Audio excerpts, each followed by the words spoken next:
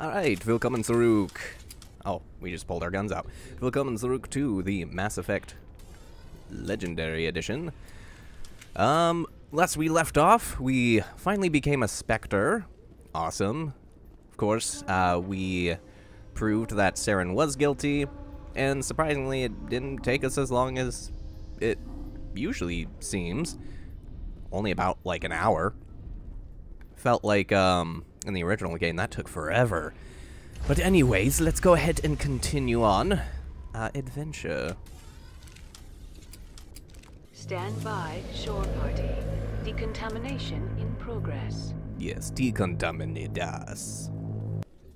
I heard what happened to Captain Anderson. Survives 100 battles and then gets taken down by backroom politics. Just watch your back, Commander. Things go bad on this mission, you're next on their chopping block. Saren's out there somewhere, and we're gonna find him. Everyone on this ship's behind you, Commander. 100%. Intercom's open. If you got anything you want to say to the crew, now's the time. This is Commander Shepard speaking. We have our orders. Find Saren before he finds the conduit. I won't lie to you, crew. This mission isn't going to be easy. For too long, our species has stood apart from the others. Now it's time for us to step up and do our part for the rest of the galaxy. Time to show them what humans are made of. This began with an attack on a human settlement in the Traverse. But we know Saren won't stop there. His Geth armies aren't going to stay on the far fringes of Citadel space.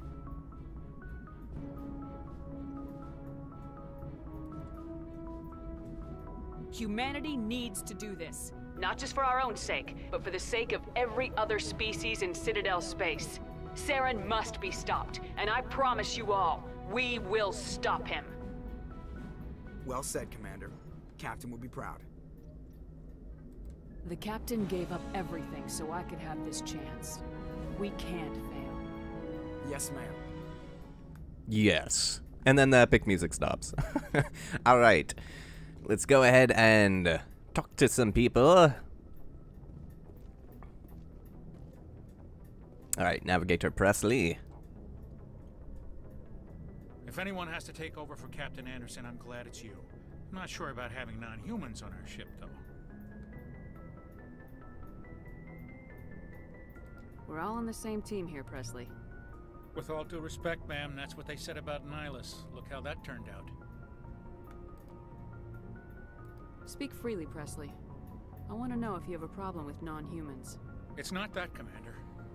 Humanity has always handled its own problems. Saren attacked one of our colonies. We should be the ones to stop him. We don't need their help.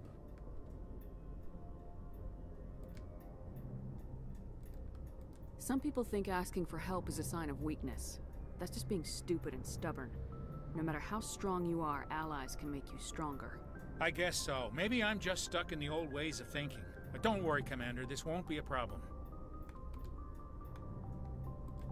Carry on, Presley. Yes, ma'am. Alright, Presley. Let's see what our mission objective is at the moment. Okay. I think I want to find Liara first, and then we'll do these Geth attacks and Geth interest missions. This is explore the uncharted worlds of the Artemis Tau cluster and find Liara T'Soni. Will do, but first, we're going to do the very thing that a lot of people really like, which is communicating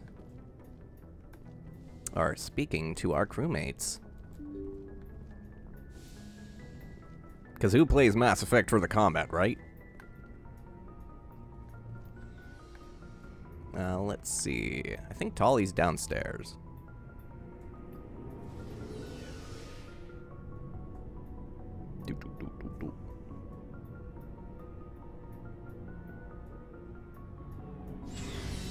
Well, good to see. This is still, oh, everyone's practically downstairs.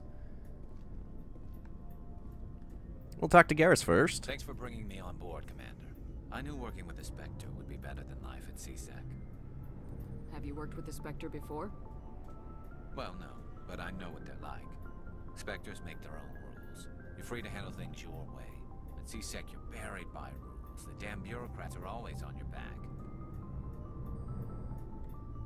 Being a Spectre does have its advantages. Exactly my point. If I'm trying to take down a suspect, it shouldn't matter how I do it, as long as I do it. But C-Sec wants it done their way. Protocol and procedure come first. That's why I left. So you just quit because you didn't like the way they do things? There's more to it than that. It didn't start out bad, but as I rose in ranks, I got saddled with more and more red tape. C-Sec's handling of Saren was typical. I just couldn't take it anymore. I hate leaving. I hope you made the right choice. I'd hate for you to regret it later. Well, that's sort of why I teamed up with you. It's a chance for me to get off the Citadel, see how things are done outside C-Sec. Either way, I plan to make the most of this. And without C-Sec headquarters looking over my shoulder, well, maybe I can get the job done my way for a change. As long as you do your job well, you're free to go about your business as you see fit. Thank you, Commander. Yes. So, I think the mission objective with Garrus is that we're going to... I don't think you can romance him until the 3rd game. So what we're basically going to do with Garrus is we're going to build up our relationship to the point where we can. Anyways, what's up, Rex? Nice ship you've got, Shepard. What can I do for you? What's your story, Rex? There's no story. Go ask the Quarian if you want stories. You Krogans live for centuries. Don't tell me you haven't had a few interesting adventures. Well, there was this one time the Turians almost wiped out our entire race.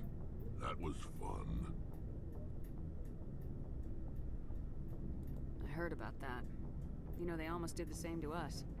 It's not the same. It seems pretty much the same to me. So your people were infected with a genetic mutation?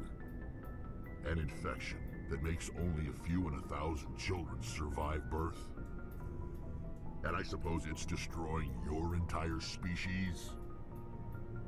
I suppose it isn't all the same. I don't expect you to understand, but don't compare humanity's fate with the Krogan. Sorry, Rex. I wasn't trying to get you upset. Your ignorance doesn't upset me, Shepard. As for the Krogan, I gave up on them long ago. The genophage infected us, but it's not what's killing us.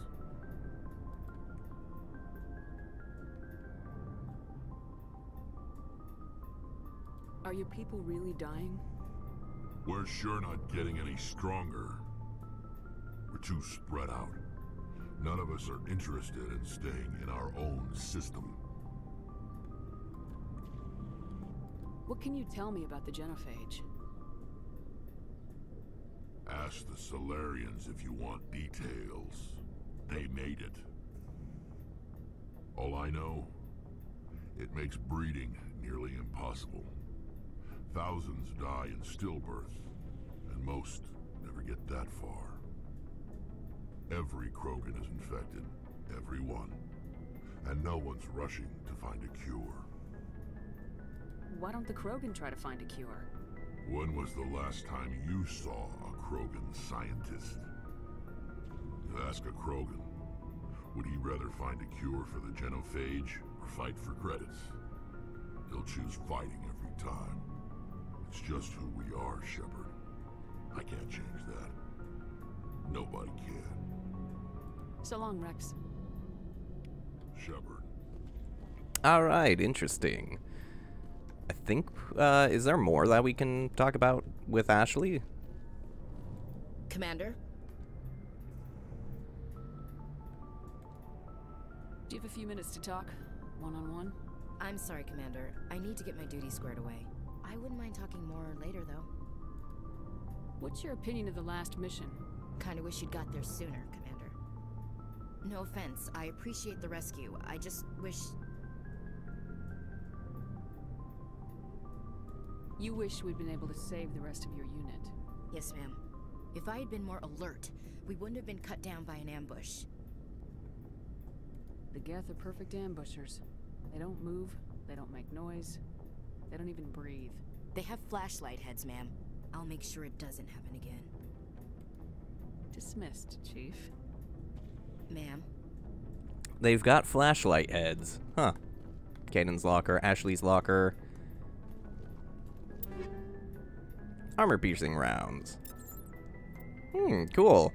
I can equip them with guns here. Neat. Alright, well, he did say the Quarian had stories. Let's go ahead and find Tali.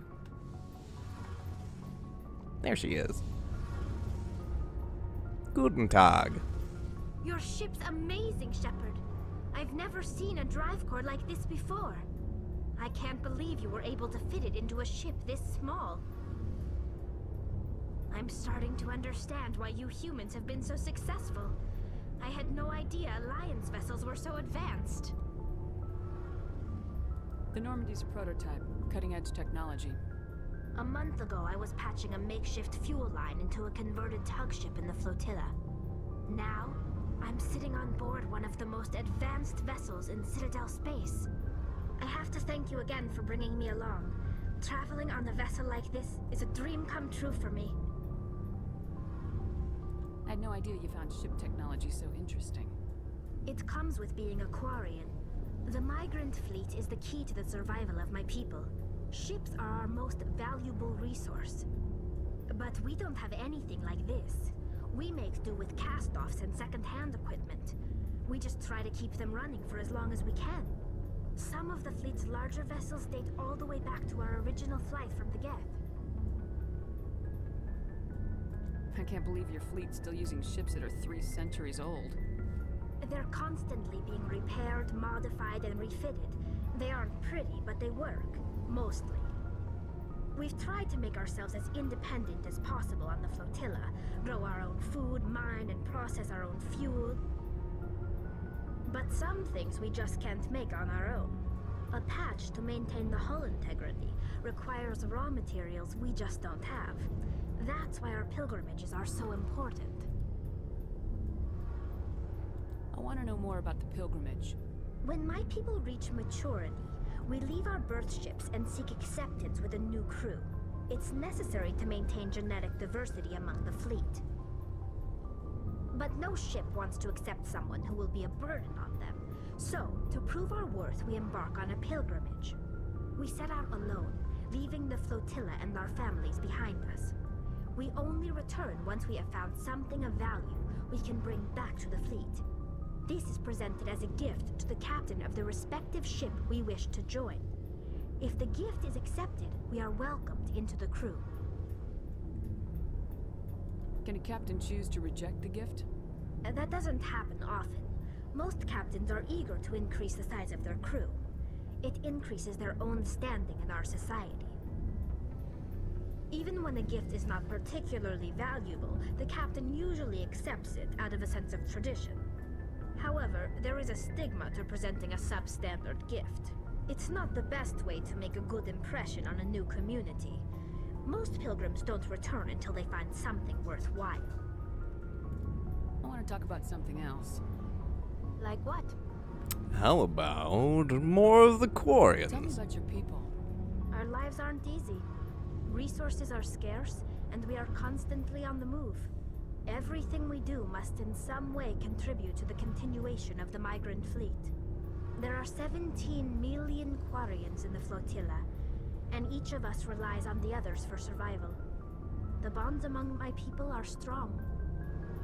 Unfortunately, we have had to surrender many of the freedoms and civil liberties other species take for granted. Yeah, I was about to kind of mention that. Like, it sounds like you're in a society of survival where you self-sufficiency is extreme priority to the point where other civil liberties are extinguished for, you know, community integrity and all that. You know, it's not necessarily communism, but it's definitely, you know, Gosh, there was actually a syndicism, I think it's called.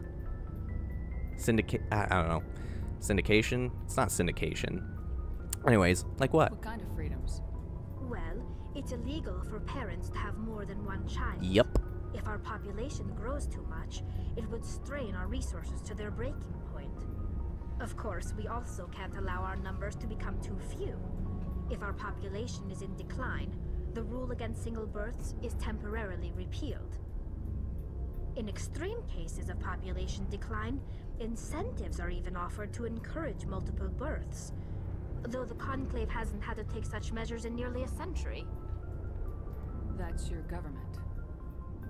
The Conclave is our civilian branch of government. Each ship can elect a representative to serve on the Conclave and make decisions that affect the fleet as a whole. On matters that affect an individual ship, however, the captain has the final say. It's a tradition that dates back to the early days, when the fleet was governed by martial law. Fortunately, most captains nowadays are smart enough to have an elected council from their crew to give them advice and guidance. You're democratic? I wouldn't necessarily say democratic, but... So the ultimate power rests with elected officials? In practice, the Conclave and the respective council for each ship tend to set the rules that govern our daily lives. But in theory, we are still under military jurisdiction. The 5 top-ranking military officials in the fleet serve on the Admiralty Board. These 5 have the power to overrule any decision by the Conclave in case of emergency. To do so requires unanimous agreement among the Admiralty, and they can only do this once. After that, the entire board must resign their posts. It's a safeguard that served us well. In nearly 3 centuries, the Admiralty Board has only overruled the Conclave 4 times. Interesting.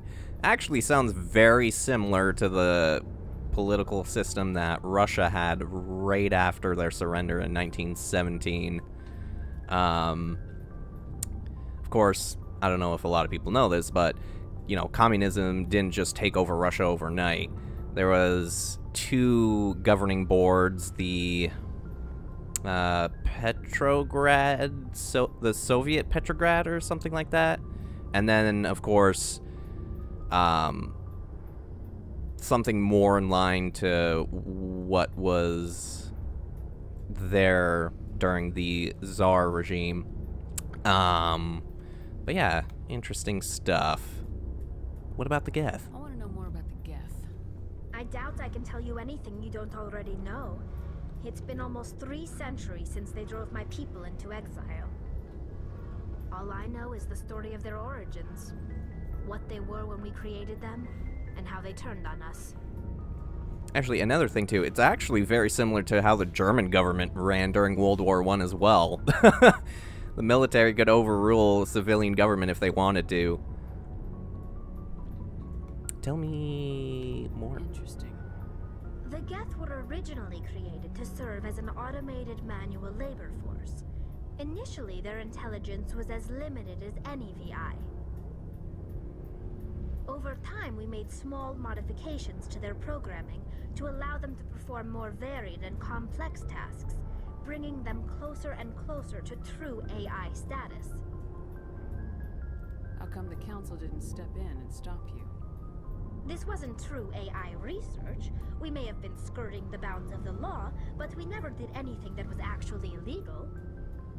The changes were so insignificant, so gradual, that we were able to control them. Or so we thought.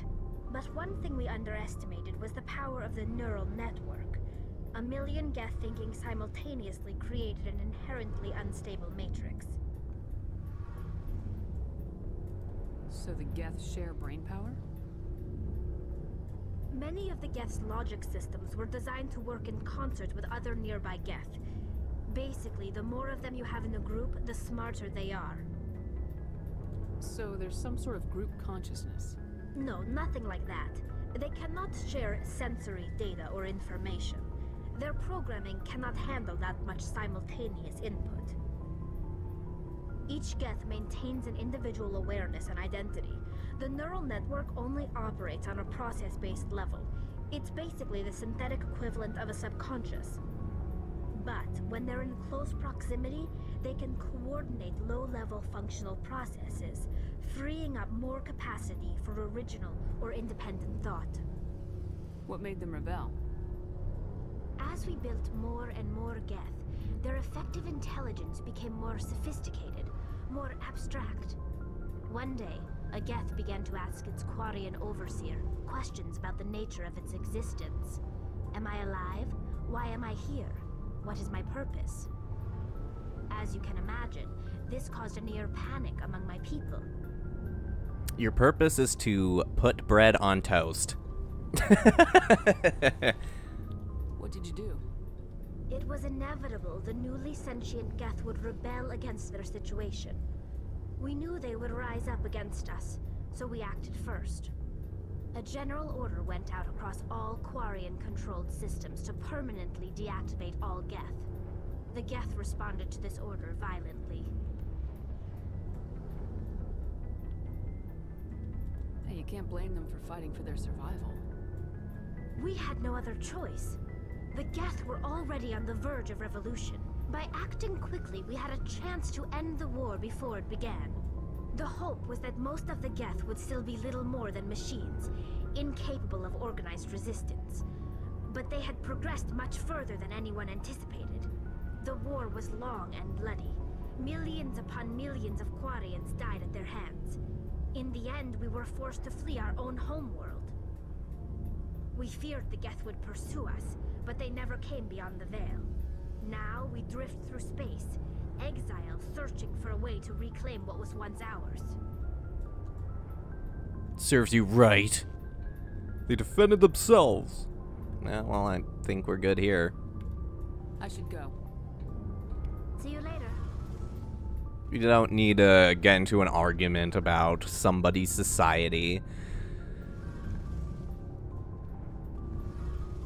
Hello, Engineer Adams. Hey, Commander, you know that Quarian, Tally? She's been spending all her time down here asking me about our engines. I'll tell her to leave you alone. What? No, she's amazing. I wish my guys were half as smart as she is. Give her a month on board and she'll know more about our engines than I do. She's got a real knack for technology, that one. I can see why you wanted her to come along. I figured she'd be a real asset to the team. You got an eye for Tally, Commander, but I'm guessing that's not why you came down here. Where else have you served, Adams? If you name a class of Alliance ship, I've probably served on it. Everything from dreadnoughts and carriers right down to frigates like the Normandy. My last assignment was on the Tokyo, only a cruiser, but she was a good ship. Couldn't hold a candle to the Normandy, though. We could learn more about the Normandy, but, you know, yeah. I want to know more about the Normandy. She's the best ship I've ever served on. Probably the fastest vessel ever designed. And she's the only one using the new Tantalus drive core. What's so special about the Tantalus drive core? Proportionally, it's about twice the size of any other vessel. Not only are we faster, but we can run at FTL speeds longer before we have to discharge the core. Carry on, Adams. Aye, aye, Commander. Alright. I think we've done enough, consorting with our crew. Let's go ahead and go upstairs. I don't know if consorting is the proper term, but conversing. Conversing's a better term.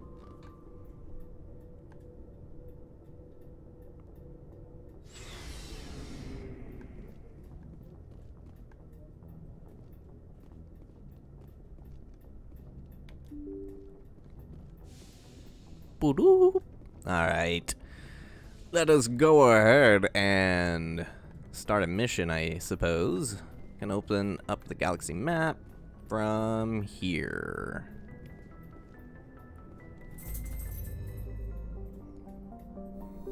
Ah, yes. That iconic space music.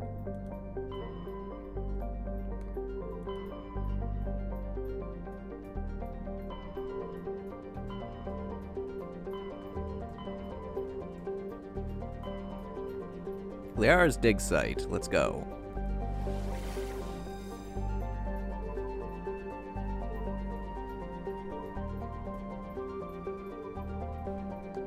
See, I don't remember what planet it was on.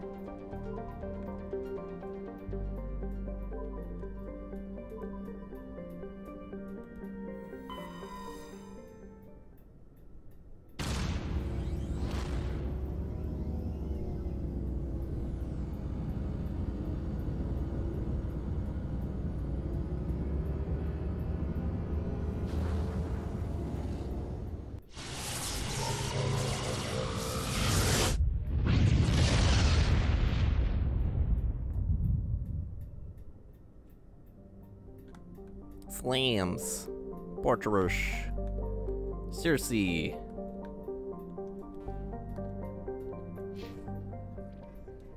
Okay, well, we're in this system. Go to Artemis Tau. Okay, we need to go to Artemis Tau cluster to find. So, we probably didn't even go where we were supposed to go.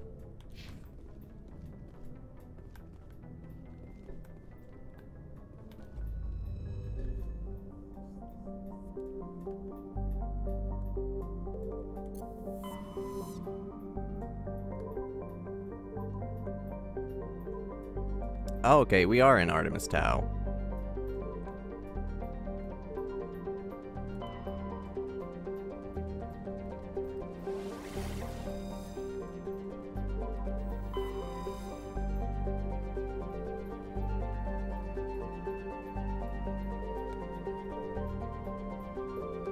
The thing is, which planet was she on, though? I really don't know.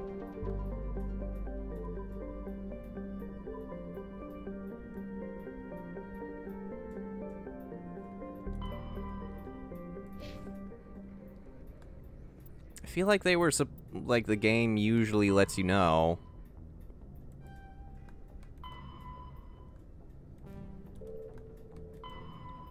Okay, explore the uncharted worlds of the Artemis Tau cluster to find. Okay, I guess we're just fucking exploring these then.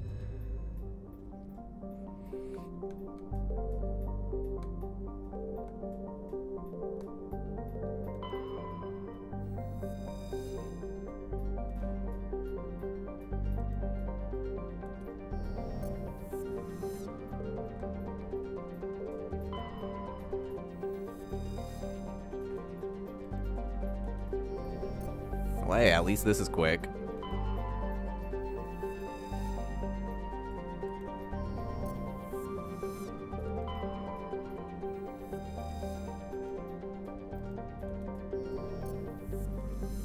Okay, well, it's not Athens. Yes, travel to this system.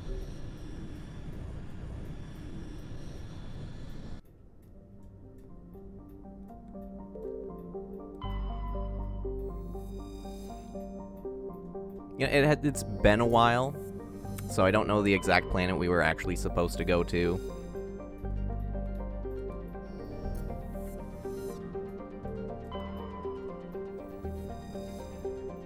Thurum is a distant but rich industrial world claimed by the Human System Alliance. It's plentiful, having metals, and we can land here.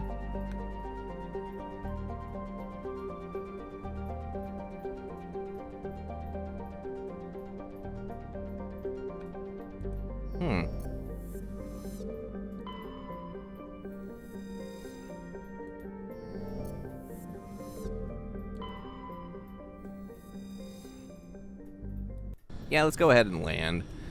I don't think this is the right planet. Maybe it is. We'll see. Who do we want on a squad? Garrus? We'll do Garrus and Tolly.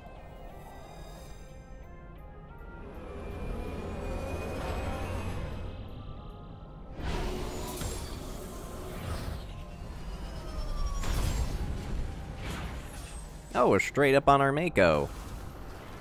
So I heard that they fixed, like, the controls of this. Really strange, like off the damn charts. It looks like it's coming from an underground complex a few clicks away from the drop zone. Alright, well, we'll check it out in the next episode.